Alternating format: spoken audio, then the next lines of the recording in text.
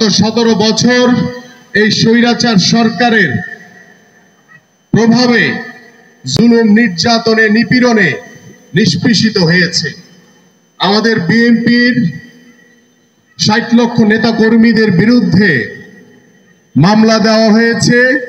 আমাদের লক্ষ লক্ষ নেতা কর্মীদের বিরুদ্ধে হয়রানি করে বিভিন্নভাবে হয়রানির শিকার করা হয়েছিল। আজকে গত 17 বছর এই স্বৈরাচার সরকার বাংলাদেশের এই গণতন্ত্রের জন্য যে বাংলাদেশ জাতীয়তাবাদী দল বিএনপির ভারপ্রাপ্ত চেয়ারম্যান দেশনায়ক তারেক রহমানের নেতৃত্বে যে আন্দোলন সংগ্রাম করেছে, সেই আন্দোলন সংগ্রামে এই স্বৈরাচার সরকারের রাষ্ট্রীয় যন্ত্রকে ব্যবহার করে আমাদের বহু ভাইদেরকে গুম করে ফেলেছে, হত্যা করে ফেলেছে এবং বহু ভাইরা এখন পর্যন্ত পঙ্গুত্ব বরণ করে বসে আছে।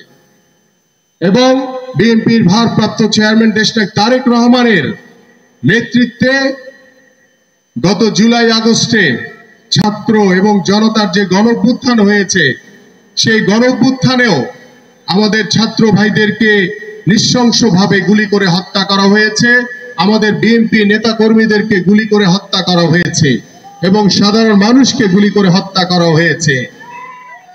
আমরা দৃঢ়ভাবে বলতে চাই, আমাদের ভাইদের রক্তের দাগ কিন্তু এখন পর্যন্ত শুকায়নি।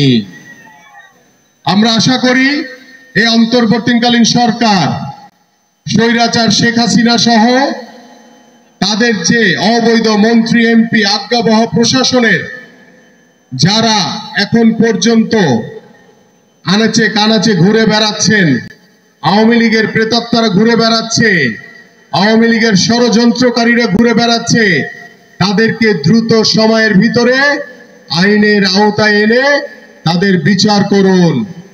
না হলে বাংলাদেশের মানুষ, এই জাতি কিন্তু আপনাদেরকে আমাদের কাউকে কখনো ক্ষমা করবে না।